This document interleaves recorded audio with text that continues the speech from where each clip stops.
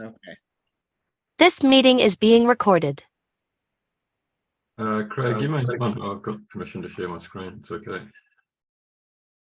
Ian, you want to do the introduction, what we are? Yep. Let me just get Or up do my you want me to slide. introduce you?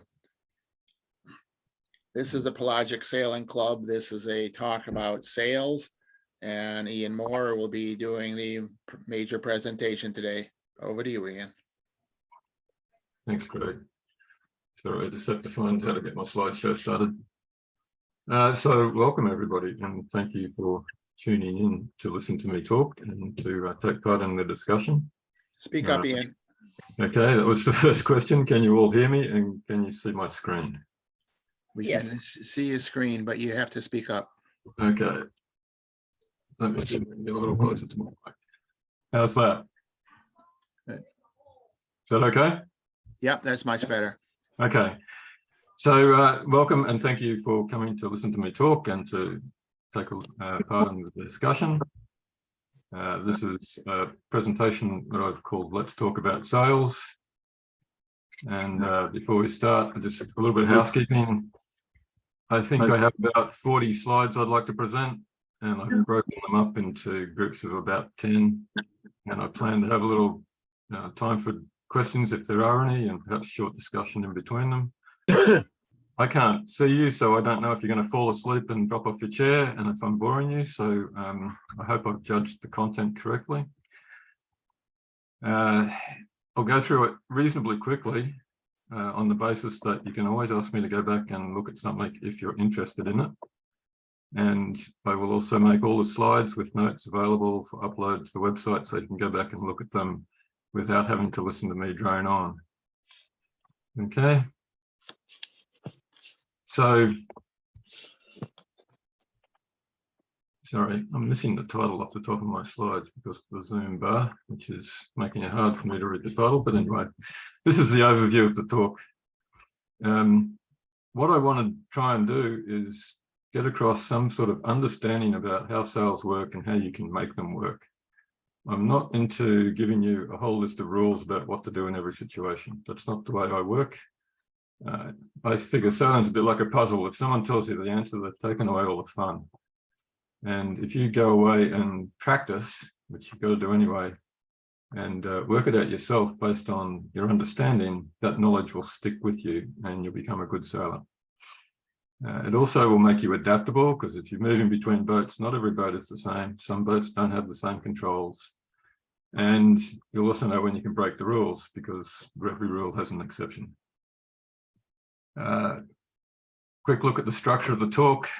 The first half is pretty much some basic physics, broken down at a very simple level, all intuitive, looking at the main parts of the boat, the sails, the keel and the rudder, how the air flows around, different ways of looking at it, and leading into sail shape, and then how we can control that shape and why we would choose to control it in certain ways. And I've decided to not look at downwind sailing, basically.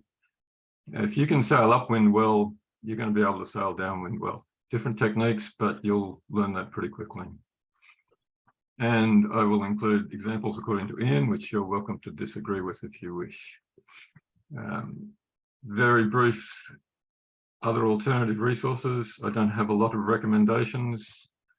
In the presentation I put up, there are some recommendations included from other Pelagic members that I've heard of. I would recommend you go to the Quantum Sales website. They have some really nice, concise, simple, with basic diagrams of how to trim your sails. The other sail makers all have something, but they all organize it differently. Some of it's very class specific. I don't actually recommend you buy the book A Manual of Sail Trim. I have a copy on the bookshelf somewhere in Australia. I think I last opened it in 1998. It's not particularly helpful, but it still pops up high on an Amazon search at the moment.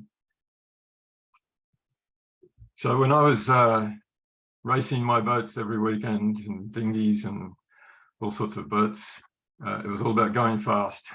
Since then, I've got older, fatter and slower, and I had to think of other good reasons why you should learn to control your sails. So here are my top reasons. I like the one about less effort, more fun. Okay. I would like to point out that I have not used the term sail trim in this title, and I'm not going to talk about sail trim. That sort of implies that you're looking for the last ½ inch and the last 0.1 of a knot. That's not what I'm after, okay?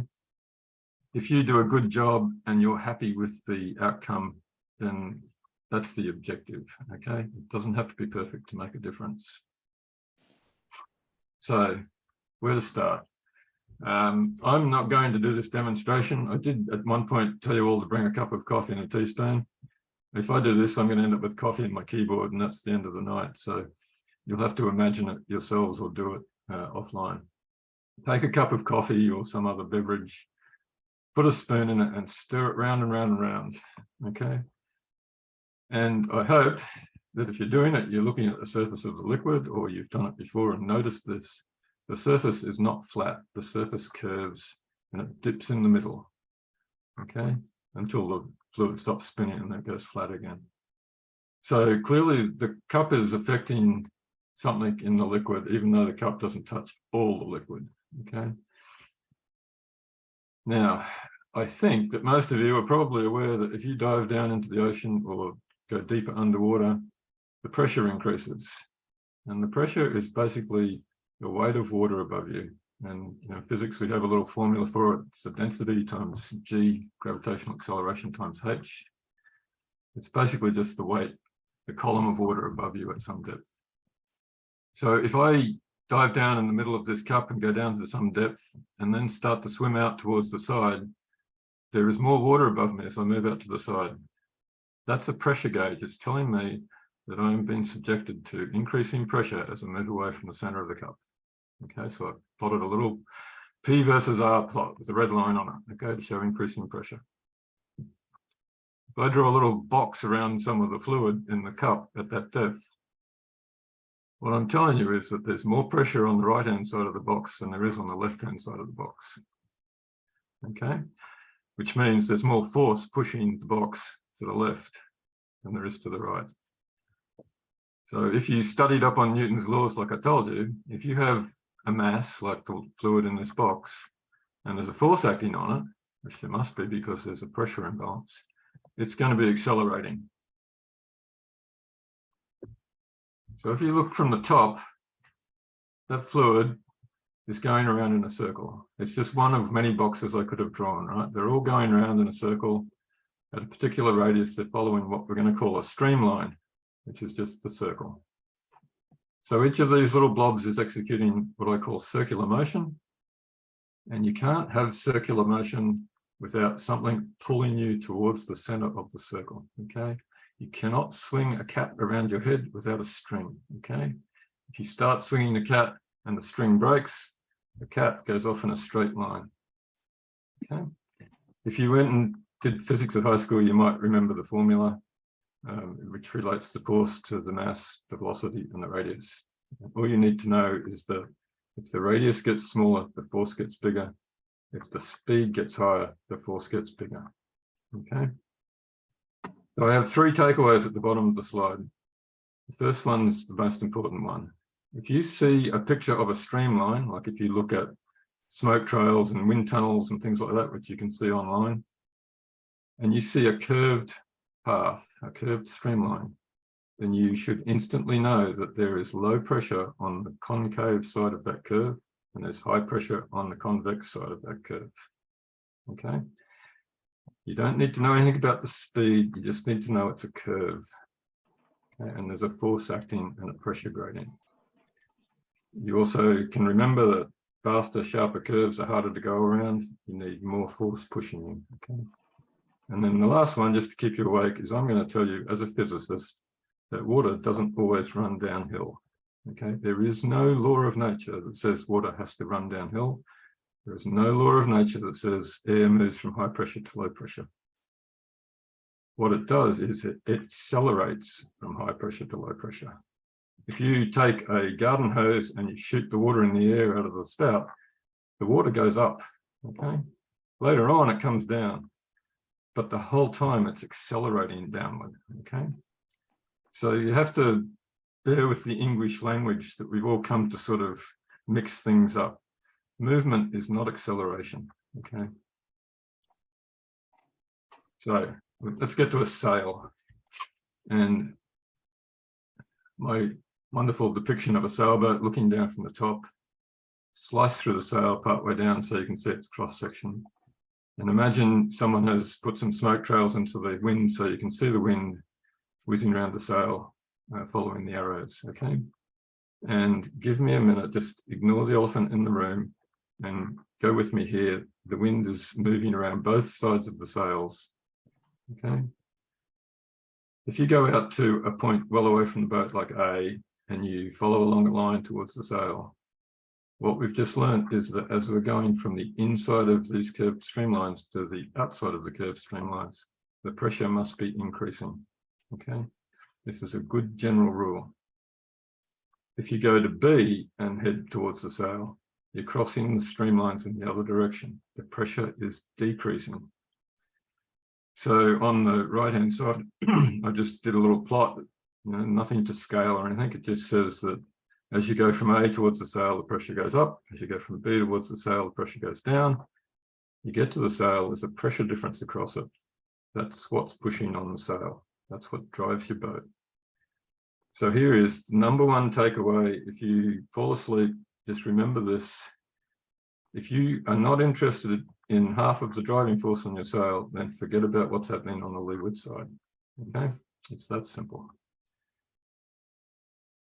I just point out, you don't even need to know the speed of the flow, okay? Everything I've said only relies upon the fact that it's going in a curve.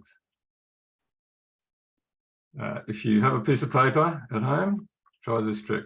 Pick it up by an edge, blow across the top, blow across the bottom, and the paper will rise up under both circumstances, okay? This does not happen if you start playing with Bernoulli's equation, okay? This is not a Bernoulli effect, okay? This is a curved streamline effect. So again, the pressure difference comes from the flow on both sides of the sail.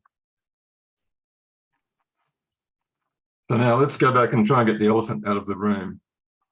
And this is perhaps the hardest thing to explain to people, and it's where 99% of things that I've found on the internet get it wrong. Why does the wind curve around the back of the sail? What makes it stick to the sail? Well, the easiest way to explain this is to assume that it doesn't and look at what might happen. So here I've drawn the first diagram, the wind coming towards the leading edge of the sail splits, and some of it hits the sail and curves around and shoots off down towards the bottom right, and the rest of it just keeps going in a straight line. Now there's this property of air, in fact it's a property of any fluid, okay, any liquid, any gas, called viscosity, which you probably have heard of and you probably associate with stuff like treacle or engine oil. But air has viscosity. And what it means is if you have layers of air and one of them is moving faster than the layer beside it, the fast layer tries to pull the slow layer along and the slow layer tries to slow the fast layer down. They exchange momentum, okay, because it's the molecular motion. So the air that shoots past the edge of the sail is going to start pushing the air that was sitting behind the sail away. It's the black arrows that I've labeled viscous drag. Okay? If you push air away, what do you leave behind? Well, you don't leave a complete vacuum, but you do leave low pressure. And when you leave low pressure, the rest of the air around there will start to accelerate towards that low pressure and move in to fill the gap. And then it'll get blown away. And this will go on over and over again. Except that if you have low pressure just behind the edges of your sail, pressure acts in every direction. So it doesn't just pull air in from behind the sail, it also pulls air that's streaming past the sail. So we go to this second diagram down the bottom. The streamlines that were going past the sail in straight lines will actually start to bend and curve around the back of the sail in response to the pressure gradient that they see there. And I think you can see where this is going. You can draw new lines and you've got new layers that are curved that are being dragged away from the sail. And this just keeps going on and on. It's like a vacuum pump, pushing air away and the pressure keeps dropping and the streamlines keep getting bent around the sail, and next thing you know, the flow attaches to the back of the sail. Okay, so this has, again, nothing to do with Bernoulli. It's a property of air, and it has to do with viscosity. Now, if you want to get attachment on the back of the sail, sometimes you might have to help it. You can do that by easing the sheet a bit or heading up to make this turn around the luff of the sail a little bit easier. Okay, but under most circumstances, the air will automatically generate low pressure on the back of the sail and bend around and attach to it. Now, if you buy a pump, like a bilge pump, the first question you're going to ask yourself is it good enough? And the answer to that is, how big is the hole in your boat? How fast is the water coming in? So here we have a pump behind the sail. It's pushing air out like a vacuum pump. So where does the air leak in? Okay, well, hopefully there are no holes in your sail. But there are two culprits. The air can go under the foot or it can go around the leech. Okay, I'm not going to say much about under the foot. There's not a lot you can do about that. But around the leech is important. So in the diagram on the right, both of the streamlines are bending through about the same sort of curve, okay? There's no sharp bend at the leech. If you wanted to take the streamline at the leech and bend it around and have it curl onto the back of the sail, you'd need a lot of pressure difference to make that sharp bend, okay? Small radius, high pressure gradient. The trouble is that it does still bend around a little bit.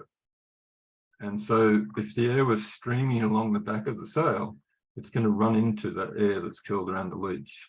And that's a little bit like a slow driver in the right-hand lane of the freeway, right? People stack up behind it and then that lane gets choked and people start switching lanes, and next thing you know, everybody's trying to get around him and the flow gets levered off the back of the sail and you get this turbulent, detached flow towards the leech, okay? We don't want that. And the way to know whether that's happening is to look at the leech telltales on your sails.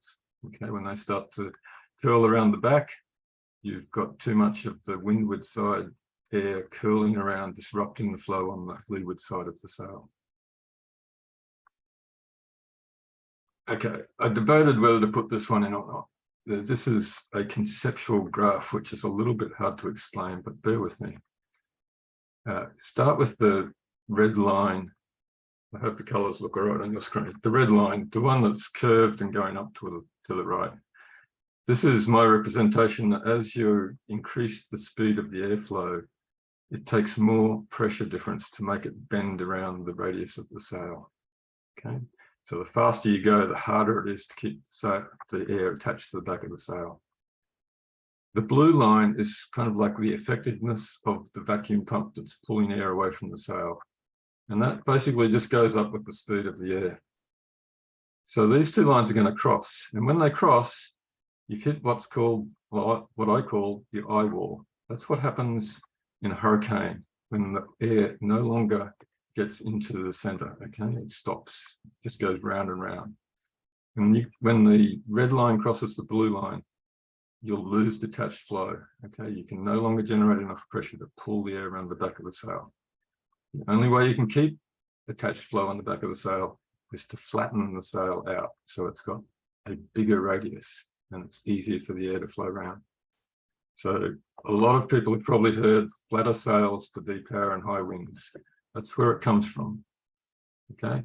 I don't really agree that you're depowering the sail because you're making sure that the air can stay attached, and that's how sails generate power. So you're actually making the sail more efficient by making it flatter. So I don't call that depowering, I just call it adapting the sail. Now the other end of the diagram is the other end of the sail where you're trying to avoid having air flow around the leech and disrupt the flow.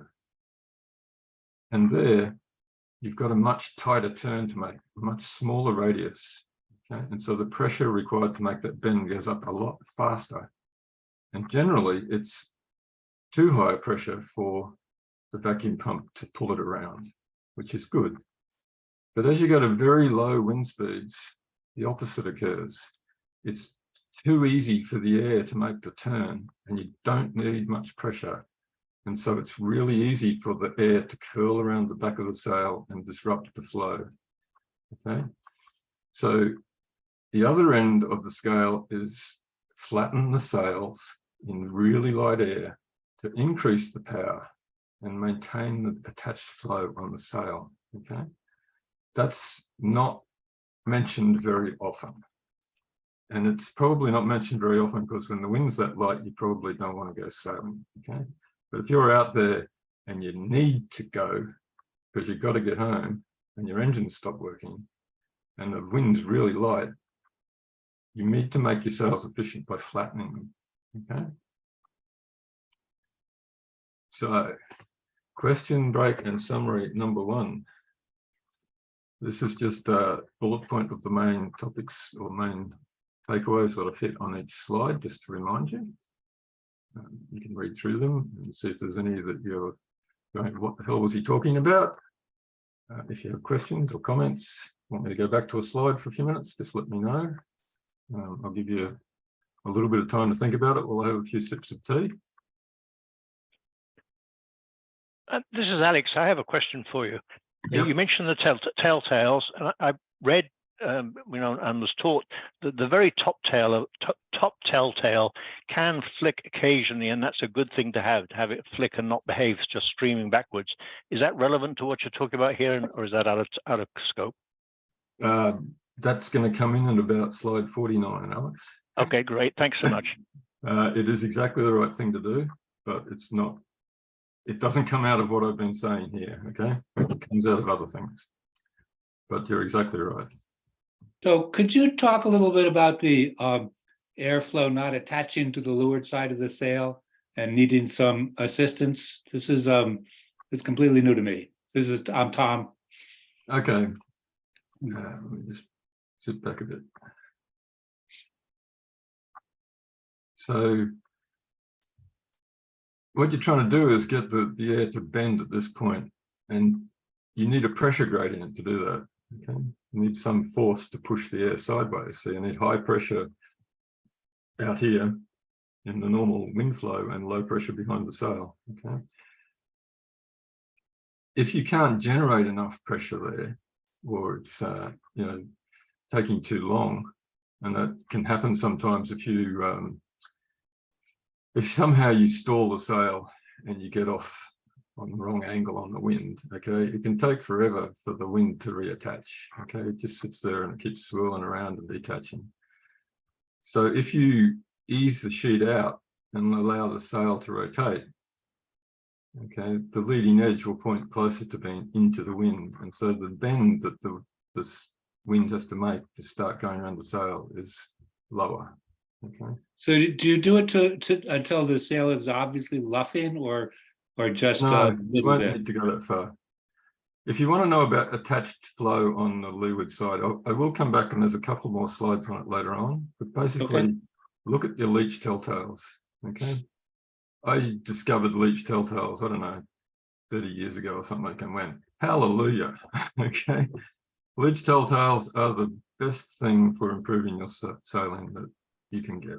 Okay, and they will tell you when the airflow is attached, and if they're not attaching, ease the sheet out or turn the boat up a little bit into the wind and they'll attach. And sometimes you can then head back down or pull the sheet in back to where you were, and you'll be able to sail just fine. Okay, you've just got to overcome that initial leakage to get the wind attached. Once it's attached, it sits there and continuously drags away any leakage, but it's got a much easier job to do because it's already in the right spot. Okay.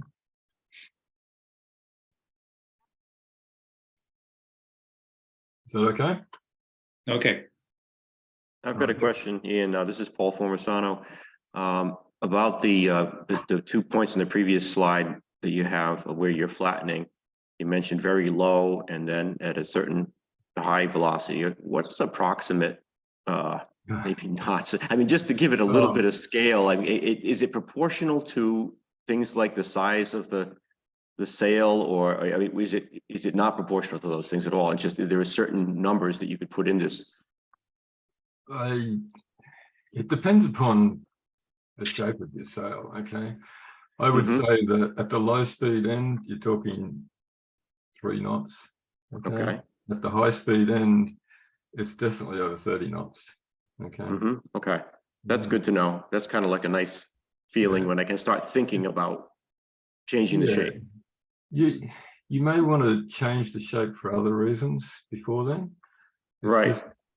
I just put this in because I've heard it so many times. People say flatten the sails to depower them. And I go, well, you're not actually depowering them. You're actually powering them up. Okay. If you Right. don't flatten the sail, the flow will detach and you'll sail really badly. Okay. That was the point I was trying to make. Thanks. Before you get off the slide, so you're saying in high winds flatten the sail and in low winds flatten the sail? Is that what I Yes. heard? Yes, that's correct. But it doesn't, sorry, like 5 knots is not low wind, okay? You still need a curved sail at 5 knots. But when it gets really light, and if the other thing is the water has to be pretty still, okay? But it usually is when it gets that light. If you're really desperate and you're trying to sail in 3 knots to get home, or you're in a race and you can't start the motor, okay, try flattening your sail, okay? The trouble is it's so light that the telltales probably won't fly, okay? So it's one of those things you have to do by gut feel and go, I'm not going very well, I think I better try flattening the sail. Got it. Okay, thank you. I don't think too many people in Pelagic are ever going to have to do this, right? Because they'll just turn the motor on. That's what I do, okay? Or you just sit there and look for dolphins. I'm just trying to cover, in the theory of sails, and you hear about these things, it's nice to understand what people are talking about, okay? All right, I'd like to move on if that's all right. So I want to take a little diversion here and just put in a protest about aerodynamics. Okay, if you go onto Google and you start Googling, forces on sails and flow around sails, you invariably end up watching people talk about wings of aircraft. And I think that's totally unfair because we were here first, right? Sailors have been around for thousands of years. It should be that when you Google how to get lift out of your wings, you get directed to sailing websites. But anyway, the problem is that aerodynamics defines lift as a force generated by the wing perpendicular to the incoming airflow, which is pretty good if you're in an aircraft, right? Because mostly the airflow is horizontal and you want lift to get you up. It's totally useless on a boat. I've drawn, apparent wind coming into the boat here, and I've drawn the red arrows for aerodynamic lift and aerodynamic drag, and they're just pointing in stupid directions. They're no use to us. The other thing is that where I came from, a lift is when you get an advantageous change in the wind direction, okay? So I'm going to start a movement and say, for the rest of this talk, I'm going to talk about thrust and leeway. And thrust being the fore-aft axis of the boat and leeway being the transverse axis. And I know leeway is not the right word, but it's the only one I could think of, okay? So just bear with me that if I mention lift, I'm not talking about the aerodynamic lift, I'm talking about the change in wind direction. And I will stick with this sort of terminology. And while we're off the topic of sails, let's have a think about the keel, because I also have lost count of the number of times I've heard people say, oh, your keel generates lift. And great, it makes it sound like there's some magic, as if the keel is making you sail upwind, okay? It's just a really silly way to think about it. So I have drawn my keel here, and everybody in this club should know about leeway. The fact that the boat doesn't quite go in the direction you're pointing, right? You tend to go sideways a bit. So what I want to do is say, take the speed that the boat is moving, its course through the water and its speed, and break that into 2 components. One that's directly in the direction you're pointing, the heading, and one called lateral velocity. So I split them up there and labeled them. Okay, so one of them hopefully is pretty big and one of them should be pretty small. Okay? Now there's a really simple formula in physics, and it comes directly from Newton's second law, and basically relates the incoming momentum in fluid, whether it's liquid or gas, to the potential force that you can have act on the object, okay? So this A rho V squared is got dimensions of momentum per second. It's a force. And basically it's a way of saying, well, this is kind of like the most force that you could expect to be exerted on the object. And then you throw in a fudge factor called C drag, or coefficient of drag, which you can measure experimentally. And in case you're wondering, the little picture down the bottom of the bicycle, that's the famous Wright brothers experiment for measuring the forces on a curved airfoil relative to a flat drag plate. Okay, and that was before they had wind tunnels, so they used their push bike and rode it down the road and measured the relative force. Anyway, that's a complete diversion. Back to the keel and this drag calculation. So in the forward direction, I have a streamlined keel, and I can look up a drag coefficient for that. But in the lateral direction, I have basically a big flat piece of ply trying to push sideways through the water, very unstreamlined. Okay? And I can look up a drag coefficient for that. And so in the table, I have basically estimated areas from my boat Mystic. And I said, okay, let's just use 6 knots of forward velocity and 1 knot of leeway. Okay? And I've calculated the forces, the drag force that's pulling back on the boat, trying to stop it from going forward, and the lateral force that stops it from sliding sideways, and that's inside the orange rectangle.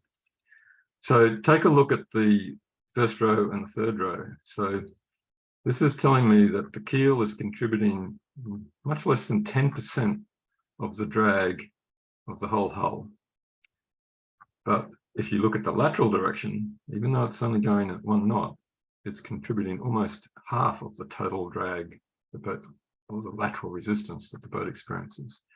So it's 5 times better at stopping things from going sideways than it is, well, it's more than that, it's 50 times better, okay, at stopping you from going sideways than it is at stopping you from going forward. Now that's a bargain, right? Say thank you very much to the Vikings, right? They first thought of this. So the conclusion I just wanted to get here, apart from introducing the concept of drag, is that the keel is actually about stopping lateral movement of the boat, okay? It's not so much about righting the boat. If it was only about righting the boat, then how do dinghies sail? Because dinghies have centerboards and the centerboards don't have any lead in them, okay? The centerboard stops the boat from going sideways, and so does the keel. An added advantage in a big keel boat is that it also helps keep the boat upright. So I went through all that because I want to really talk about the rudder. The rudder looks a lot like a keel, except that you can rotate it. And we can treat it the same way. We can take the speed through the water and we can break it into 2 components, but we have to do it in the rudder's orientation. So what does the rudder think ahead is? So you line up its forward and aft edges and you measure the vector along that. So that's how fast the rudder's moving forward. And the other bit is how much the rudder's moving sideways. You can fire up your drag equation. You can make some estimates of the lateral force and the drag force, and you can add them up and get the total force. And you go, that's great. Now, what do I see on the boat? On the boat, that total force looks like something dragging the boat back and something pushing the stern sideways. So we've got a boat steering force and we've got a boat drag force. And it is inescapable that when you turn the rudder, the steering force is going to contribute, or the whole force on the rudder, which gives you the steering, is going to contribute drag. And I generated a plot for a boat like Mystic, my size rudder. I typically sail with 5 degrees leeway on Mystic. If I really got stupid and cranked on the rudder, I can exert a lot of sideways force on the stern, right? 250 more pounds. I would never do that because I'm not strong enough, okay? And I'm not stupid enough. At the same time, if I did do that, I would end up generating 100 pounds of drag force on the boat. Well, 100 pounds, except that 100 pounds at 6 knots is about the same as putting my engine, or turning on my engine, putting it into reverse gear and letting it idle, which is not a recipe for going fast, okay? Don't turn your rudder too much. I tried to keep Mystic's rudder down at around 5 degrees if we're just sailing along, okay, where the red and green lines don't change much, okay. If I get up to 10 degrees, I adjust the sails, okay. If I had to, and we were trying to avoid a collision or something, we could crank it on and use the rest of it, but that's not normal sailing, okay. The other thing is the green line. You know, you've got some form of mechanical advantage between the helmsman and the rudder, but the helmsman still has to exert force. And I know when Mystic gets up to like 10 degrees of rudder angle, if I don't do something about it, I get tired really quickly, right? I've got 20 pounds hanging on my arm for a couple of hours. I'm going to notice it. Okay, so, you know, look after your helmsman and don't slow your boat down. Keep the rudder angles small, okay? And that really comes down a lot to how you use your sails. So I know this is not about sails directly, but it's really important, okay? There is no point in playing around with your sails if you're sailing along with your tiller hard over or your wheel, you know, a quarter turn off dead ahead. So I mentioned momentum when I started talking about the drag on the keel, and momentum's a really powerful way of looking at things when you don't know a lot about them, okay? By which I mean, we can draw an arrow, a blue arrow coming down from the top, which represents the momentum of the wind before it hits the boat. And then we know it's going to hit the sail and it's going to interact in some manner. And when it leaves the sail, it's going to be going in a different direction because the sail has turned the wind a bit, okay? And we call that the after momentum. And the beauty of this is you can take the after and you can turn the before arrow around and subtract it off and get the change in momentum, which is the black arrow in the little triangle there. And that's basically, I know there's a bit of scaling going on here, so don't jump on me, okay? Basically, Newton's laws are telling us that there is a force acting on the wind and it must be in that direction, and the strength of the force is related to the length of that arrow. And Newton's third law also says that, well, if the sail's pushing on the wind is pushing on the sail, but in the opposite direction. So flip the black arrow over, get the purple arrow, that's the force on the sails, okay? You don't need to know anything about the shape of the sails or anything about how it interacts with the air. You can just go, if I know what's coming in, I know what's going out, then this is what the force must have been averaged over the sail. So I've just zoomed in a bit on this to make the arrows bigger so we can see, right? So the big purple arrow is just the scaled up version of the force on the sail. And it's got two components, a big one pushing sideways and the small one pushing forward. And that's the thrust. That's what's pushing our boat forward. Unfortunately, you can't sort of have a sail floating above the water. You need a mast and some rigging and a boat underneath it. And they all sit in the same wind. And there's a drag equation for the force on them.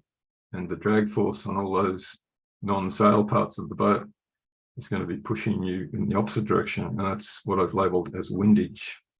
So the windage is going to subtract off your thrust. But generally, the small fraction of the total force on the sail, at least for close hauls like this, okay? And I'm concentrating on close hauls because it's where you learn the most, okay? You are generating a little bit of thrust from a whole lot of effort, okay?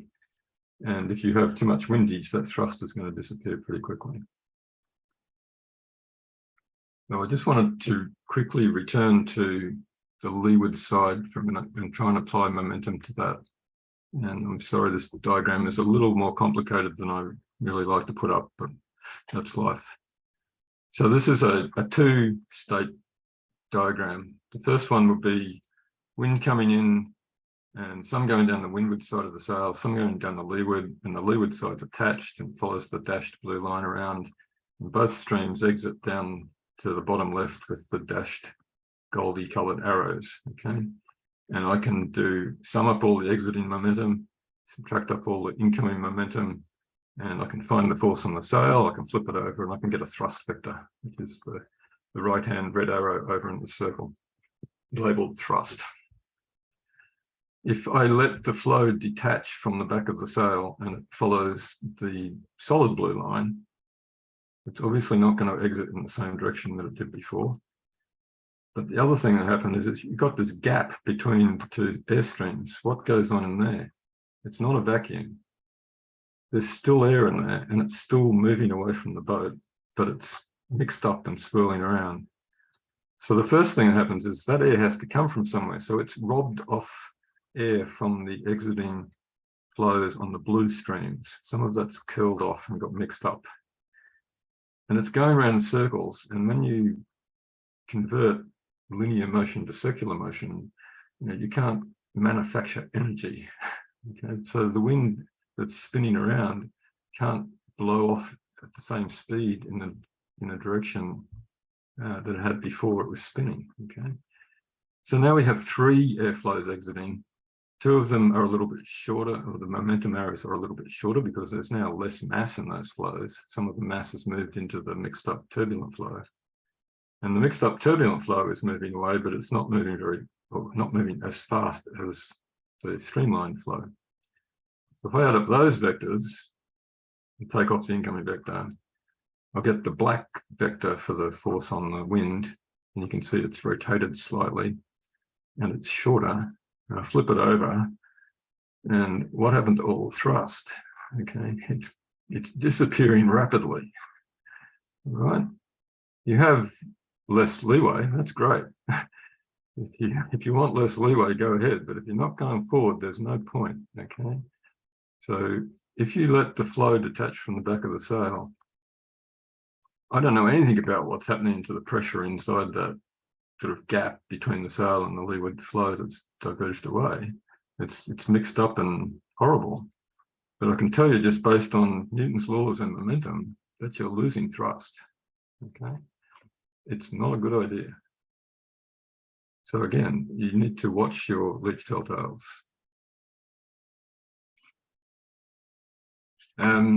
So if I can set up, do a bit of trigonometry and put some equations for different angles into the momentum diagram, and make these plots. And these are a family of plots for different apparent wind angles. Okay, so what I did was say, well, on a beam reach with perfectly trimmed sails, everything is absolutely as it should be. That's 100%. You can't do better than that. Everything else is worse. So, I've got a fraction of net thrust. So I'm comparing everything to the best you can get on a beam reach. So there's a family of curves here, and it may be a little bit complicated. I've been looking at this for a long time, so it's obvious. But if you pick an apparent wind angle like 60 degrees, right, which is the sort of blue one in the middle, and you follow it up, the thrust goes up and up and up, and then it actually reaches a peak and it will go down, but I cut the curve off to make it obvious where the peak is. It's a symmetrical curve. The peak is at 60 degrees on the wind deflection angle.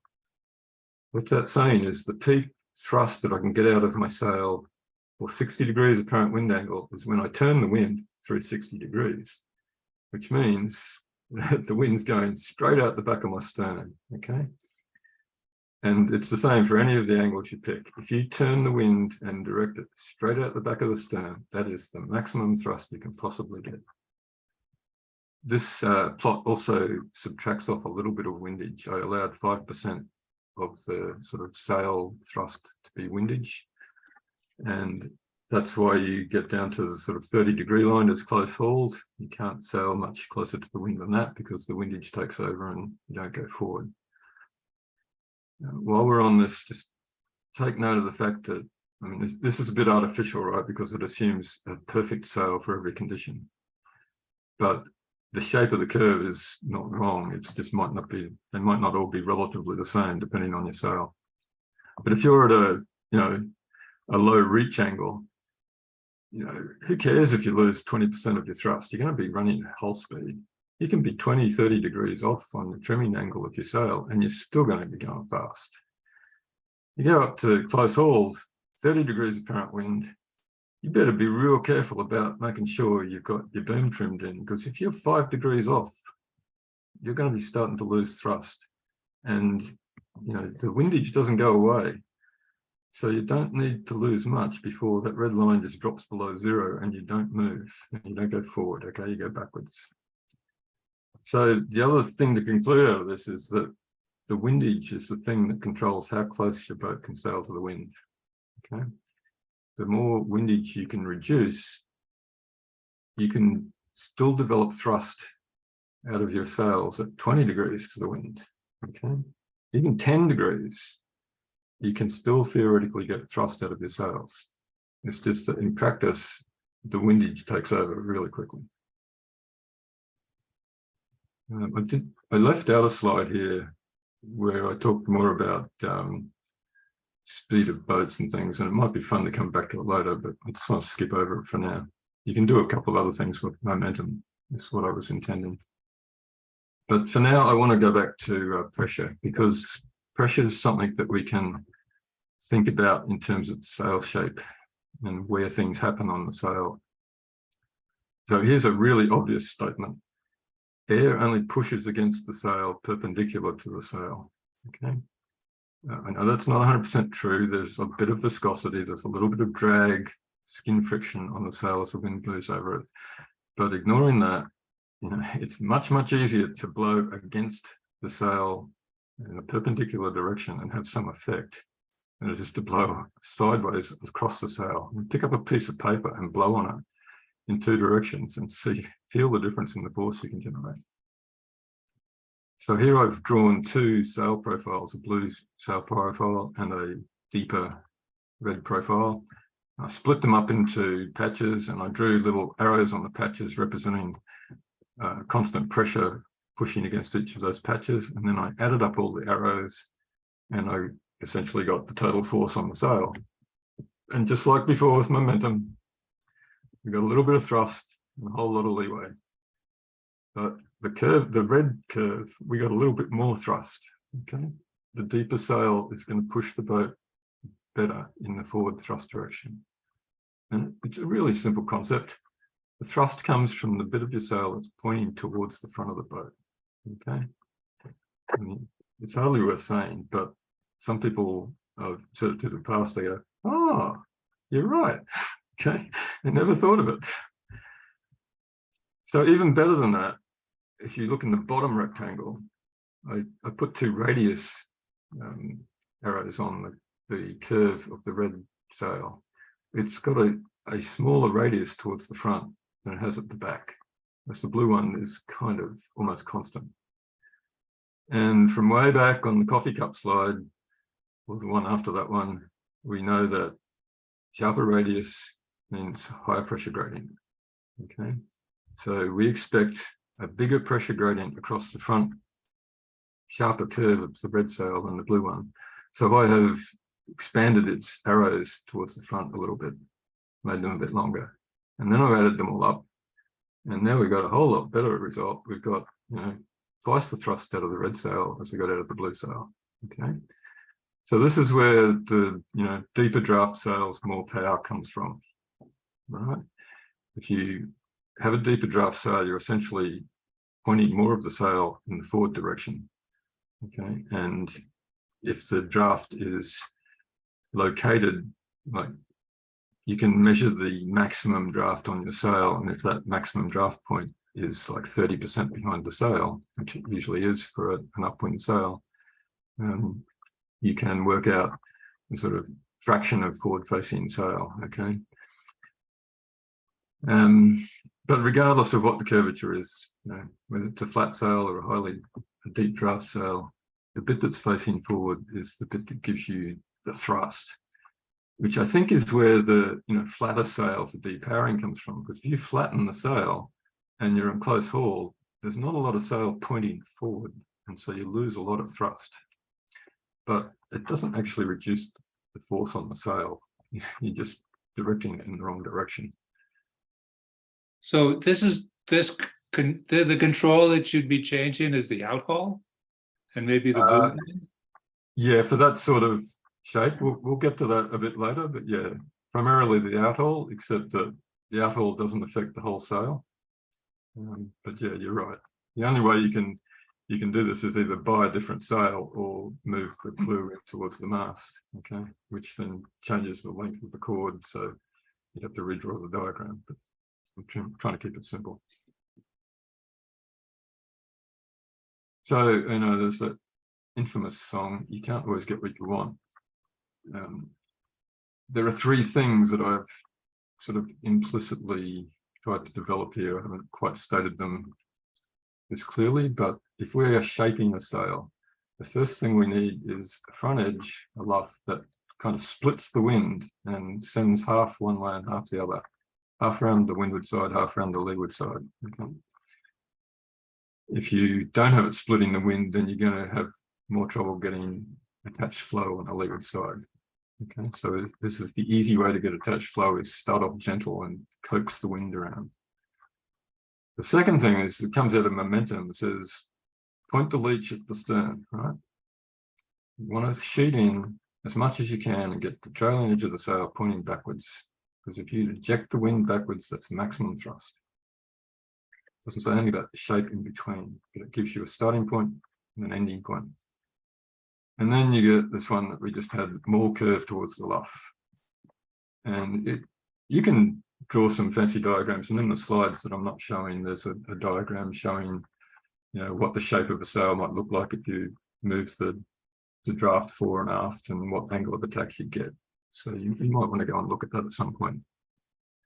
But suppose we get a perfectly trimmed upwind beating sail, and it's shaped like the sail in A, and then one way you decide we want to go on a beam reach. We need a sail shaped like B. Okay, same principles, different end result. A lot more forward facing, a lot more powerful sail. The trouble is, I don't think I can get A and reshape it to B, no matter how much I move the outhaul. Okay, it's just not going to happen. There's not enough material. The seams are the wrong shape. It's not going to happen. So what am I going to do? Well, the first thing I'm going to do is try and get the leading edge splitting the wind. So I'm going to let the sheet out a bit and let the sail rotate out like the sea. Okay, so at least I've got the knife edge splitting the wind. I haven't got the leech pointing close to the axis, but if I'm on a beam reach, who cares if it's 30 degrees off? It's still going to generate a lot of thrust because it's got a lot of forward facing area. Okay, I can do better though. I can reshape the sail a bit. If it's possible to do that, sheet in, make it deeper. Okay, and you know, I've got to ask yourself why. Well, if you've been listening, you'll know why. Because the arrow, the red arrow, the ejected wind is pointing closer towards the fore aft axis of the boat, straight out the back, and you've got deeper draft with more forward facing area of the sail. Okay, so in terms of trimming your sails, you do what you can. Okay, but if you start with a sail that's kind of optimal for upwind sailing, you can use it for reaching. If you start with a reaching sail, you're screwed.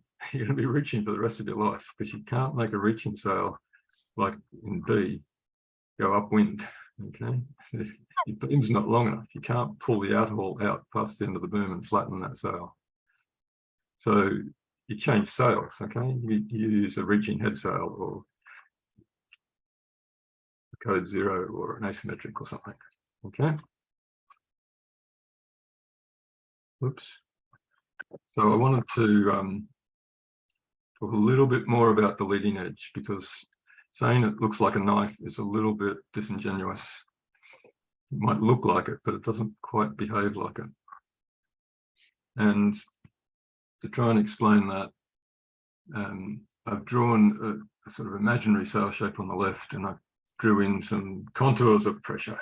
These are completely imaginary. They're not computer generated. Okay, just high pressure in the middle of the windward side, low pressure on the leeward side. And you can find you know, computer generated computational fluid dynamics results, which will kind of substantiate this sort of pressure profile. So now think about air that's coming in a little bit aft of the mast along that blue line. So as it's approaching the sail, it's got this high pressure hill ahead of it. And a high pressure hill is pushing back against the airflow. It's going to slow the air down. The trouble is, it's not quite hitting the hill head on. It's hitting it at a little bit of an angle in the pressure gradient. So I drew in an arrow that kind of shows the pressure gradient from high to low, crossing the isobars, supposedly at right angles. Okay. That pressure gradient is going to deflect the wind a little bit towards the front of the boat. So some of the wind that comes in after the mast is going to be pushed forward and find itself on the leeward side of the mast, or on the side of the mast that we think is going to go around the leeward side of the sail. Okay. And it can't turn around and go back. It's not going to go down the windward side. So it has to go down the leeward side, which means somehow it has to turn around and almost do a U-turn and reattach to the leeward side of the sail. So what we've got there is a curved streamline. And everybody now knows that inside that curved streamline going around the back of the luff, we have to have low pressure because otherwise it's not going to turn around the corner. Okay.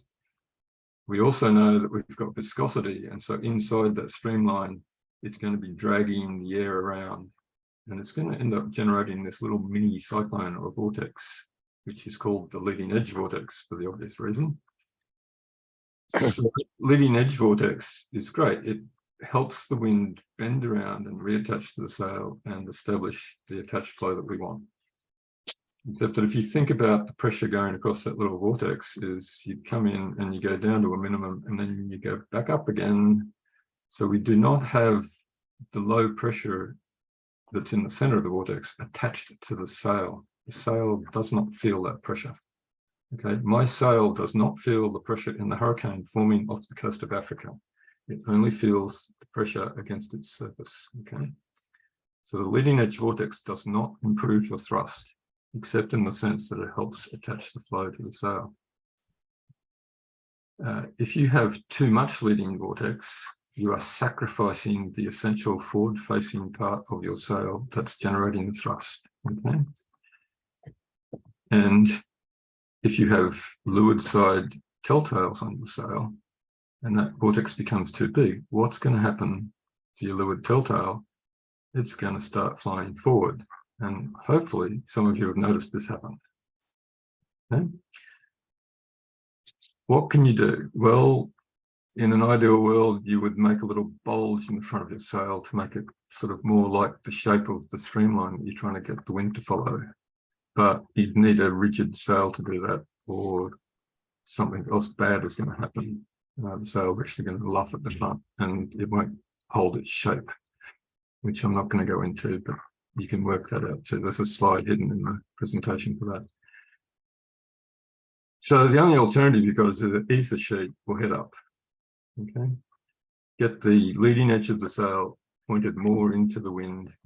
Okay, and reduce the size of that leading edge vortex. I think it's very unlikely you'll ever get rid of it, but you can certainly make it pretty small. Incidentally, on a mainsail, you never get rid of it, right? There's a mast, and the mast has this vortex sitting behind it because the mast has got this horrible shape. Okay, where it meets the sail is kind of like a V shape that the wind just cannot follow it. And this vortex will actually, it extracts air from the flow and it sends it straight up the mast and out the top of the sail in a they call it tip vortex. So it saps off momentum. Okay, so if you can reduce the size of the leading edge vortex, okay, you'll get earlier attachment of low pressure on the sail. It will improve the thrust. So watch the leeward luff telltales. Okay, number one tip. I have lost count of the number of times I've seen people sailing along and I think everything is great. They're watching the telltales like a hawk. They're watching the windward telltales. They're 15 degrees too low. There's a massive leading edge vortex behind the genoa and the boat is slowed down by 2 knots. Okay, and then they go, what's wrong? Okay. Watch the leeward telltales. They are by far more important than the windward telltales. Another thing I just wanted to point out was when I said that the air was slowed down as it comes into the high pressure system, well, that means the air is going slower, right? As the air goes across the front of the sail, it's slowed down by the high pressure in front of it. Once it passes the high pressure, it gets sped up again. But it's basically going slower around the curves, and slower around the curves means lower pressure gradient. On the back of the sail, on the leeward side, the wind sees low pressure in front of it, and it speeds up. It's accelerated towards the low pressure, and it goes faster. And faster around the curve is a greater pressure gradient. So the back of your sail is better at generating low pressure than the front of your sail is at generating high pressure. So I lied before. If you want to ignore the back of your sail, you're throwing away more than 50% of your thrust. Okay. While I got the pretty picture and while we're on vortexes, I just wanted to go back to the trailing edge vortex of the leech and just say, well, the reason that happens is because you've got low pressure, you've got high pressure on one side and low pressure on the other. And to avoid having wind sort of try and curl around the back of the sail, you need to bring those pressures as close together as you can. Okay, so you've got very little pressure difference across the sail at the back, which is no loss, right? Because when you're on a beat, that part of the sail is just generating leeway. It's not generating thrust. So part of the function of the flat part of the sail at the back is to bring the pressure gradient, or bring the pressures back together as it goes down the pressure gradient on the front and up the pressure gradient on the back. And so if you are designing a sail, you might end up with something that looks like the picture in the bottom right-hand corner, right? Because if you've got a very short chord of the sail, like you have at the top of the triangle, it's really hard to get the pressure up and then get the pressure down in a really short distance. So make the chord of the sail longer, all right? Which is why they make head sails, the flat top heads on mainsails like this. Okay, one more thing, a couple of slides before we have another break. Heeling. What's heeling got to do with sail shape, I hear you ask? Okay, well, heeling is another really important thing, a bit like the rudder. When I was dinghy sailing, I lost count of the number of times people go flat as fast, flat as fast. Had nothing to do with the sail. It meant keep the boat flat, keep the mast pointing to the sky. Okay, that's how you go fast. It keeps the lateral projection of the keel at its maximum, makes it most efficient. Okay. It also, if you think about it, as you heel over, your mast gets shorter, the top gets closer to the water. You are intercepting less wind with your sail. So if you've got less wind coming in, there's less power in, less thrust. When the wind goes across the sail, it still basically blows horizontally, which in the sail's frame of reference means it starts off, so far above the boom on the luff, but it ends up higher up on the leech by the time it gets to the back of the sail, even though the wind's going horizontally. So effectively, you've stretched your sail out into a much longer chord, but you haven't made it any deeper. So you've just made it flatter. Okay. So you have reduced the radius of curvature that the wind experiences going around to the front of the sail. You just reduced the driving force on the sail. There's another effect which we'll look at more on the next slide, and that is the boat will try and round up into the wind, which means someone is going to resist with the rudder, which means they're putting the brakes on. Okay? And if you've ever sailed at OB16 and you're heeling over and someone pulls on the rudder, first thing that happens is the leeward bow digs in and you do a somersault. It's fatal. Okay. So controlling heeling is an integral part of controlling your sails. So nightmare slide from hell. Okay. I put this up for shock value. We don't have to look at it all. If you often hear people talk about balanced sails. Well, on a sailboat, there's a lot to balance, right? I can name 5 centers. There's the center of sail effort, center of lateral resistance, center of hull drag, center of buoyancy, center of mass. And I've got 8 forces, which is probably really only 7 on the right-hand side that you can think about: the sail thrust, the sail leeway, the drag, the lateral resistance, and so on. So just take a look at diagram E down in the bottom right-hand corner. And the little blue diamond square thing is the center of force on the sails, the center of pressure. And the blue line is the thrust that the sails are generating. And so let's just look at that one to start. there's a little blue hexagon hidden in the middle near that black dot. That's the center of hull drag, the force that's trying to stop the boat from going forward. And the brown arrow is the hull drag. And at constant speed, that hull drag will be exactly the same as the thrust. Okay. Those two forces generate a torque. They want to turn the boat up into the wind. Okay. You need rudder to compensate that. Unless you can somehow organize that blue triangle, or blue square, sorry, diamond, is in front of the center of lateral resistance, which is the black dot, big black one. The leeway generated on the sail, the purple arrow pointing down, and the cyan arrow coming from the black dot, which is the lateral resistance on the keel and the hull. It's possible, if you can get the center of effort of the sail forward, to have that try and turn the boat in the other direction and counteract the yawing moment of the thrust. Okay, so that's a good thing. If you can move the center of effort of the sails forward when heeling, you can still have what you might call balanced sails, and that you don't need a lot of rudder, of course. If you don't do that, and somehow your center of effort moves back, which is kind of like the thin dotted blue line and the pale magenta square with dots around it. Okay, if that's back in the mainsail area and it's behind the center of lateral resistance, then the lateral resistance force and the leeway force on the sail is also trying to yaw the boat up into the wind, and you've got no alternative but to crank on the rudder, okay, and put the brakes on. That's really bad weather helm. Okay. Now, a good boat designer and a good sail designer will kind of work all this out and try and make it so that when you heel a little bit, the center of effort of the sails will move forward of the lateral resistance and counteract this yawing moment. Okay, and that's a nicely balanced boat. Okay, but not every boat is like that, and there are things you can do to help. Okay. I don't think I want to say anything else there. So, second sip of the tea and any questions, and a reminder of what we've covered.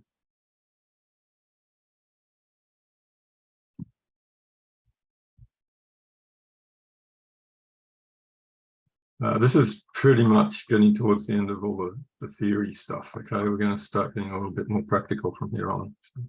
Good, because it's fucking 10 after 8, and I think you get 20 minutes to get to the good stuff. Yeah. All right. Oh, hold on, you two. Okay, I'm quite happy to keep going if other people are, but I can rush through it if you want. My number one sail control is the rudder. I know I just told you don't use it, but it's the fastest way to alter the angle of attack on your sails. In a big boat where you've got winches involved and elderly people as crew or skipper like me, turning the boat is the quickest way to account for a gust or a quick change in wind direction. Okay, use your rudder to trim your sails as the first plan of attack. Even if you plan to adjust your sails, trim with the rudder first and keep the boat sailing, and when the crew adjusts the trim, then sail back onto your course. There's a little rule which seemed like a good place to throw it in. That's the 5-10 rule. It says 5 degrees of course over ground is 10% of speed. So if you fall off and you're sailing a little bit faster, it's probably not enough. Okay. Second go-to sail control is the rudder. If you're not on a beat, you can still deviate from your course significantly and still win. Okay, if you just pick up a few percent of sailing speed. So don't be a powerboat. Don't sail on a straight line. Okay. Sail shape.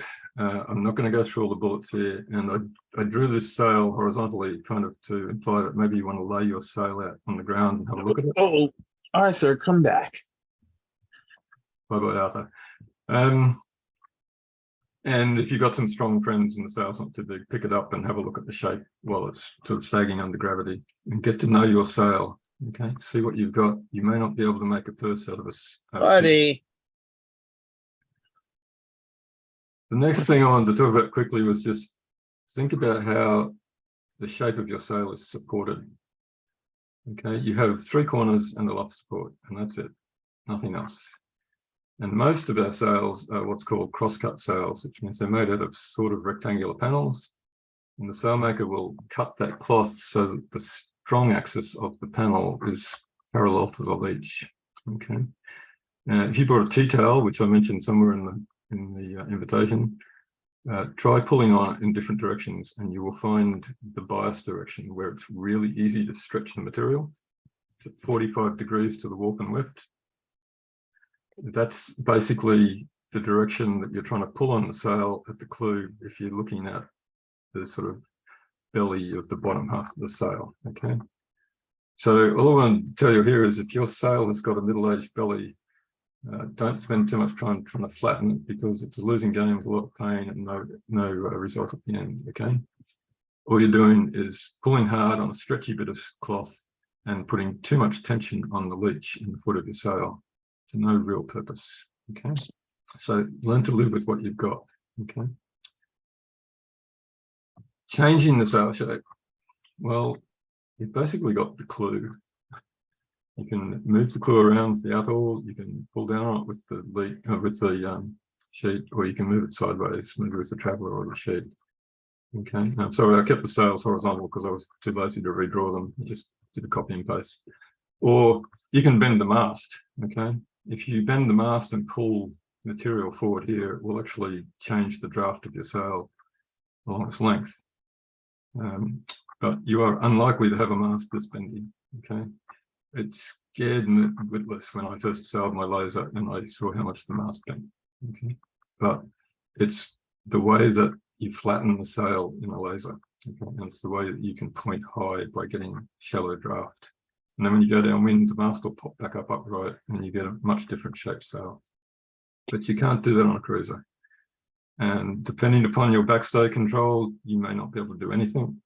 You may not be able to bend the mast at all, depending on the rig, if it's a in-mast furler. I have a tapered mast on Mystic and a hydraulic backstay tensioner, and I can move my mast tip a few inches. Okay, we don't want to move it any more than that. It's a tweak, not a major adjustment. You have your halyard. Okay, the halyard's basically got to hold the sail up, and it also has to support any downward force you apply at the clew. So when you crank on the main sheet and pull down, you are putting more tension on your halyard. Your halyard's going to stretch, the headboard's going to move down, the luff's going to go floppy. If you have a Cunningham, you can pull on the sail at the bottom on the luff near the tack, and you can straighten that out again. If you don't have a Cunningham, you've got to go and retension the halyard. My recommendation is over-tension the halyard when you start, because when you hoist the sail, you're not pulling down on the sheet. Okay, so don't try and get the perfect shape of the sail at the start. Over-tension it, go sailing. If it's too tight, it's really easy to ease it out. It's really hard to go and put more tension. Okay, the outhaul. Okay, you can move the outhaul in and out. My recommendation is move it in till the sail shape goes really horrible, and pull it out until you see something that looks a bit like a sail. And mark that as low wind. And crank it on, but don't go stupid, right? Don't start to put big creases and folds into your sail. And mark that as high wind, and then set it on the high wind side of the middle and forget about it. Okay. I change my outhaul about 3 times a season. All right. It only affects the bottom third of the sail. And basically I set it on the tight side because the wind always ends up getting up. And it's a real pain to get up there and adjust my outhaul. And my favorite control on a big boat is the traveller. If you're not using the traveller, you need to. If you don't have a traveller, I feel really sorry for you. Okay. Here's a real quick, what do I do with the traveller? You can ease it down. It'll basically rotate the whole sail and boom around the mast, and it doesn't change the shape much. So when would I do this? I'd do this if I was sailing on a course and the wind changed in direction. Okay, just to keep the optimal leading edge angle of attack of the sail on the wind. I do not do this if I'm trying to beat to windward, close hauled, and the wind gets stronger. And the short answer is, why? Is because if the wind gets stronger, the apparent wind moves aft, and that's called a lift. Take it, steer, use your rudder to trim your sails. Don't drop the traveller. Okay. And there's the really obvious one is the main sheet. And there should be a rule that one control does one thing, but unfortunately there isn't. The main sheet does two things. Okay, it lets the boom twist off and it lets the boom move up and down. And so you end up with a changing sail profile up and down the height of the mast. Top of the sail, there's less leash tension in the sail, so the top can twist away. Okay. When would I do this? If I was sailing a course and the wind started to get stronger, I would do this. Okay. I do this because it lets the top of the sail twist off and that faces that part of the sail towards the front of the boat. It makes it less efficient, but I don't care. It's still pointing towards the front of the boat, but it generates a whole lot less leeway force and the heeling is dramatically reduced. Okay. I do not do this on a beat. If I'm close hauled and I did this, I'd have to fall off 10 degrees, 15 degrees. I would no longer be beating. Okay. I'd be sailing sideways. What's my vang doing? My vang is off. It's to allow the boom to rise at this point. Okay, I'll speak a bit more about the vang in a minute. What do I do if I'm beating to windward and the wind increases and it's getting uncomfortable and I really want to go to windward? I haven't had much luck so far. This is my reasoning. I'm not going to go through it all. I'll just tell you what I do. I ease the sheet and I pull the traveller up. Okay. Basically, I try and keep the clue in the same position laterally on the boat. This lets the sail twist, okay? And twist is the number one most important reshaping of the sail that you can do, okay? It lets the top twist off, it reduces the heeling moment, and it keeps the bottom part of the sail with the leech pointing aft, which is where I want it to generate thrust, okay? And down low, it just doesn't generate as much heeling moment. So the boat will come up right and I'll keep on sailing. Okay. I don't need a vang to do this. Okay. I still want the boom to be able to rise at need. Because if you're hit by a gust, the nice thing about a twisty sail is that it will automatically twist more and it will automatically adjust itself to the increased pressure and you won't heel over as rapidly. You'll just accelerate forward. If you own sails like this, then you really need to know what you're doing with them. This sail is worth more than my house, okay? You can tell it's twisted just by looking at the lighting on it. And look at his boom. His boom is almost over the center line. It's a little bit high at the aft end. Okay, he's got his traveller high, his sheet's eased off, his sail's twisted away. It's pretty flat at the top.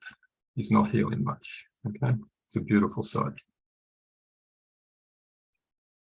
So here's a little trick that I use. It works well on masthead rigs, and it's taking the previous maneuver to its extreme. When the wind really gets up and I know I should reef, but I don't want to because I haven't got far to go, or I know the wind's going to ease off later. I used to do this in racing where you know it's really strong wind, but you know you're going to sail around the corner of a headland and be in light winds in a few minutes. I pull the traveller way up and I ease the sheet right off and make sure the vang's loose. And the mainsail basically sits there in the exhaust of the genoa and does absolutely nothing. It just sits there, just streams backwards like a big piece of white cloth doing nothing. Generates no leeward force, no heeling moment, virtually no thrust. It's like taking the main down, okay? And it doesn't flog, so you're not wearing it out. And when the time comes to keep sailing with full sails, you just retrim. Okay, it saves a lot of effort. I wouldn't do it all day, but you can do it for an hour. I threw this in, but I'm not going to discuss it. I just want to tell you, be careful with your vang. The vang is got enormous mechanical disadvantage. It's a really poorly designed control. If your boom end is over the traveller, use the sheet, not the vang, okay? The vang can put enormous forces on its blocks, okay? And I have a hydraulic vang. It's a really scary thing. I love it, but I could tear things apart with it, okay? So the vang is for use when your boom goes outside the traveller range you're starting to sail off the wind and you need to keep the boom from lifting too much. You might have to use a bit of forethought to use your sheet to pull the boom down, put the vang on, and then ease the sheet out. But don't keep your vang on when the boom is over the traveller, okay? Because you may need to do one of those previous slides and allow the boom to rise.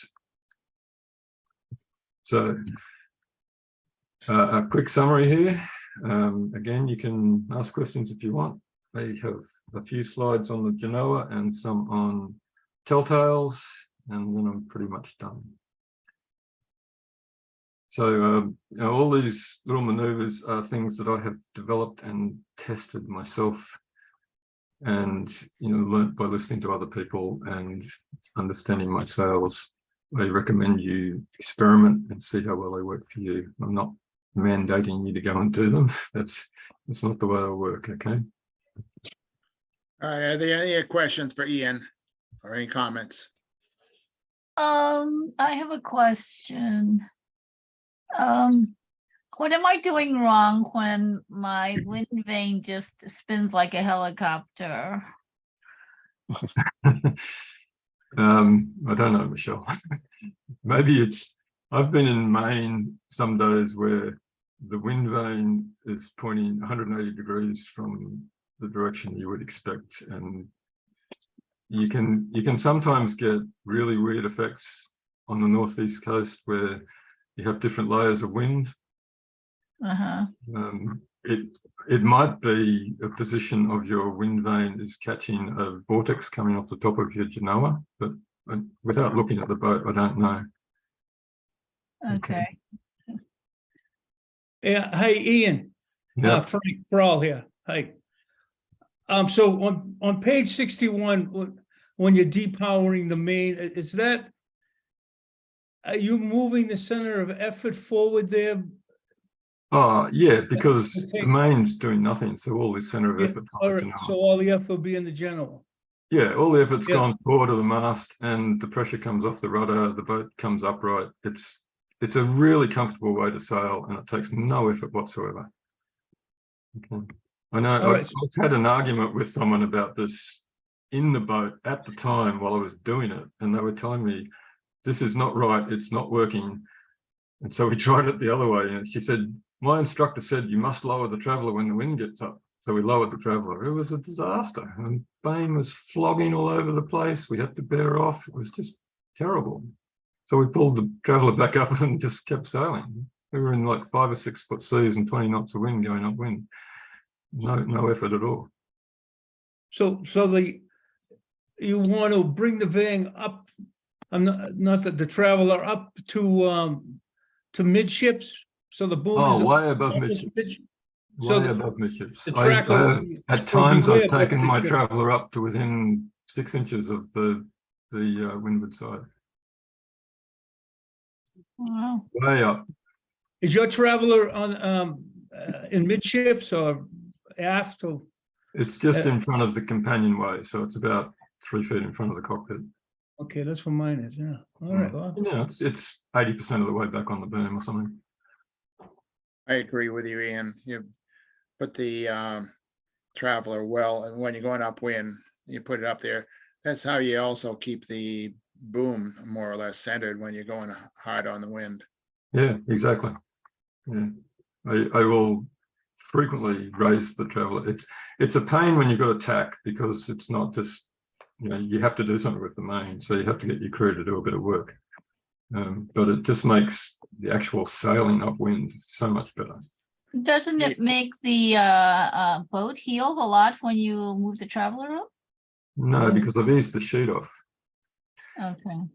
You ease the sheet, and there's very little. The diagram I've drawn is not particularly good because it doesn't show the boom rising, but the boom can just move up and down. Okay. And as the gusts hit, the boom will rise, and as the gusts go away, the boom will fall. Okay. It's a really simple trick. Okay. Okay. In any kind of a blow, I usually try to lower the traveller on the previous tack just before I tack, so that you let the boat's effort do it. Then that's right. Then you tack quickly thereafter, and it's very close to the right position when you tack. Yeah, it takes a little bit of crew training to get it right though, Craig. So, Exactly. you know, I often just tack and then go, okay, pull the traveler up. Yeah. Um, Any other questions? If not, thank you, Ian. Appreciate the technical depowering and how to handle the sails. This is the Pelagic Sailing Club workshop for sail work. Good night. Thank you, everybody. Thank you. Thank you. Thank you. Thank you. Night. Night, everybody. Thank you.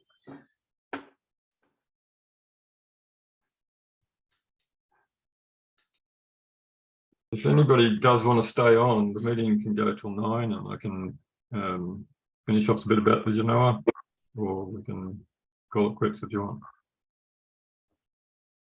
I'd be happy to hang for that. Okay, me it'll too. only take 10 minutes. Yeah, I'd be interested.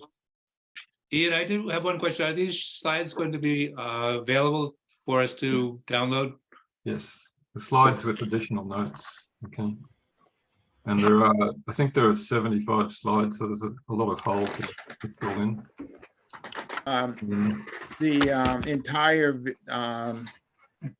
video will be available on the Pelagic website in a couple of days, I believe. Okay. And one other question, I have a centerboard. Considering what you said about the minimum amount of drag that the keel produces, I'm going to think that there's no reason why I would ever pull the centerboard up while I was sailing, even going downwind. Is that pretty true? Well, the first question I ask is how hard is it to get your centerboard up and down? It's a little bit of a If you're pain. sailing on the wind, definitely I'd have my centerboard down. But you know, I don't know how much you draw, and I don't know how much effort it is to raise it. It's If you're sailing downwind, you know, officially, yeah, you should pull it up. But on what size boat have you got? 27, 30, 38. Yeah, I'd leave it down unless you're looking for every last little bit and the winds are light. Okay, thanks. Okay, let's just skim through the Genoa. On my boat, Genoa should be called the mainsail because it does all the work, right? It's probably the same on your boats. There's just the sheet, so you know what is there to do? You let it in, you pull it in, you let it out. You know, it depends on what the wind does. You can do a little bit with the forestay sag. Okay, as the wind gets up, your forestay will sag off, and that's kind of a good thing. It actually decreases the draft of the sail. If you've got a good backstay tensioner, you can crank it on and move your mast back and tighten up the forestay, and that'll pull the material back out of the draft and flatten it. Okay, so it depends on what your equipment can do. The thing I like to remind people about is that the Genoa sheet pretty much goes directly to the Genoa 1-to-1, whereas the main sheet goes through maybe a 4-to-1 or 5-to-1. And so, you know, you got to remind people, when you say ease the Genoa, you mean an inch or 2 inches. When you say ease the main, you mean ease it a foot, right? You get the same effect, but with much different amounts of sheet. But the big question is, how do you twist the Genoa? Because the same rules apply. You may want to let the top of the Genoa twist off to decrease heeling, okay, and face some of it forward. And this doesn't often get done because it's one of the difficult controls to use, and that's the position of your Genoa cars. Okay. When you set up your boat, you probably have your Genoa car set. It might be fixed or it might be on a track, but it's probably set kind of, you know, almost so it pulls at right angles to the forestay, something like that, maybe a little bit differently. If you move your jib car forward, you can change the relative pull on the leech and the foot. So if I move the jib car forward, pull more down on the leech and tighten it and let the foot sort of bow out, so I make a deeper draft sail, I put more curve with a straighter leech into it. If I move it back, then it's hard to tension the leech and the top of the sail falls off. Okay, so you can change the twist of your sail, but generally it's the kind of thing you go, oh, I haven't got enough twist, I'll move the lazy side and on the next tack it'll be right. Okay. So that's one way to do it. The other thing is it's very hard to judge the twist of the genoa from the cockpit. If you are not in a terrible seaway, I suggest you walk up the front and have a look up the sail and see what it looks like to judge the twist. It's really easy to lose sight of the top third of the sail from the cockpit. If you don't have genoa cars, you can rig a barber hauler, okay, which is just a second line that has a pulley or a low friction ring or a hook or something, a snap hook that goes over the jib sheet, and you pull at right angles to it, and you can bend the jib sheet and effectively change its apparent attachment point to the boat and change the relative leach and foot tensions and change the twist. Okay. I don't use barber hauler, I just use change the lazy side. And you don't have to move the car much, maybe 1 or 2 holes is the most to ever move it, but it makes a big difference. If you are sailing beam reach or off the wind, I highly recommend you get yourself a whisker pole. You will consider it money well spent, okay? Because once you go past beam reach, if you just have the sheet, you have virtually no control of the genoa. It becomes almost useless. If you put a whisker pole up, and you probably will need a lifting line and a downhaul. They're pretty easy to rig. You just snap your downhaul into a deck cleat or a hole in the tow rail or something. You can move the clue up and down, and you can change the twist of the sail really easily. Okay, and suddenly your sail becomes controllable, and it will be much, much more efficient. And if you're sailing wing on wing, you can sit in the cockpit and have a talk instead of concentrating. Okay, it's probably, apart from telltales, it's the best money I ever spent on my boat was putting an easily rigged whisker pole on. Telltales, I've been talking about them, haven't said too much about the details. Don't go crazy.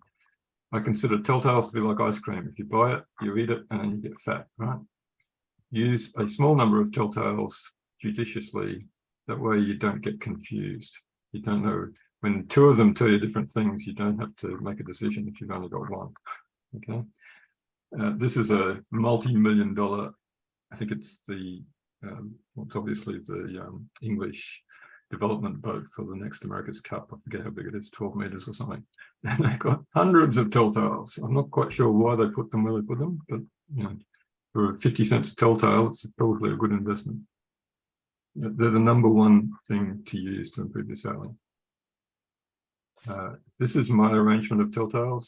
Nice and simple. I have about 3 on the leach of my main, and I have a bunch of rows up the genoa, 3 rows with a few more in each row as you come down the sail. And someone asked me about the top telltale fluttering 50% of the time. And the reason for that is hidden somewhere in this bunch of bullet points to how to use your telltales.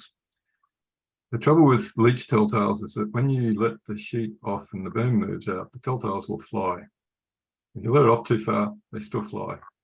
Okay, so if you let it off too far, they're not telling you that you have to fix anything. So the way to use leech telltales is to pull them in until the top one goes bad, and that tells you you're on the edge of it getting worse coming down the sail. The top of your sail is not doing anything useful anyway, it's too small. Okay, it's a good wind indicator. So the way you use the leech telltales is you sheet in until the top one just starts to curl, and that tells you you're exactly the limit of how much you can sheet in before you start to lose your leeward flow further down the sail. Okay. The first one here, I said it before, beware of fixating on the windward telltales. They are not the useful telltales. Look at the leeward telltales, okay? That is the first thing I look at when I'm steering, is the leeward telltale on the genoa, okay? The second thing I look at is the windward telltale. Okay? And then I look at the leach of the main. If you have this set of telltales up the leach, up the luff of the genoa, they're a good way for checking the twist. You can luff up a little bit, and hopefully all the windward telltales will break at the same time and bear off a little bit, and all the leeward telltales will break at the same time. And if they do, you've got perfect twist. Okay. I don't do that very often. Okay. You sort of work out where it needs to be, and you can look at the shape of the sail in relation to the main. But there, you can use these multiple rows to do that. These back ones are there for when I reef the genoa. Okay, because these disappear. They're also useful when you're not sailing with a main and you're just looking at the genoa, because I don't have leech telltales on my genoa, and so I don't have that warning system for when I'm losing my leeward flow. So I use these aft telltales to tell me whether the leeward flow is attached. Okay, and that's all I use. I don't have telltales across the belly of my main, because frankly, nothing I can do about it. Okay. I can't change the shape of my main much. We're stuck. We can change this bottom bit a little bit, but that's an estimation. You just go, oh, there's a bit more wind today, I'll crank the atoll on a bit. I haven't mentioned downwind, but I just wanted to say that it's not all about area. Downward sails are not just like parachutes. Okay, you can make useful flow across a downwind sail. And you can actually make the flow go backwards across the sail if you want, from leech to luff, and the sail will still work if you've got it rigged properly. So there are things you can do about downwind, but if you understand your sails, you can work it out. Or we can have another session if you want. And that got me to my conclusion. So I was only 8 minutes overtime. So those people that left, I'm sorry about that, but I did offer to hang around. Ian, I wanted to stress what you just said about downwind sailing, to sail with the winds backwards, so using on a broad reach, you can really get a lot more efficiency out of sailing with the wind going around the leech of the sail. Yeah. You can also avoid letting your main sheet out so far that the sail rubs on the spreaders and the rig and gets cut. I never let my mainsail out till it touches the rig, because I have too much respect for the value of my mainsail. I always sail with the telltales flying back against the sail with reverse flow on my main if I'm going downwind. It may not be the most efficient, but it is in terms of reducing the cost of replacing the mainsail. If anybody reads the notes that we upload and have questions, happy to talk about it offline. Shoot me an email. If you've got comments on the presentation for improvements, let me know. I'm happy to modify it. And if you want to do some more on downwind or specific aspects that I rushed through, let me know. We can organise something. Otherwise, I thank you very much for sticking around. You are the true sailors of Pelagic, the last 17. I hope it was useful. Thanks very much, Ian. I got a lot out of it. Thank you, Ian. That was great. Good presentation. Yep, good stuff. Okay. Ian. Really, really Thanks, good. Thank you Ian. so much. Thank you. Thanks, Craig, for doing the recording and hosting. Good night. Good night. Right. Right.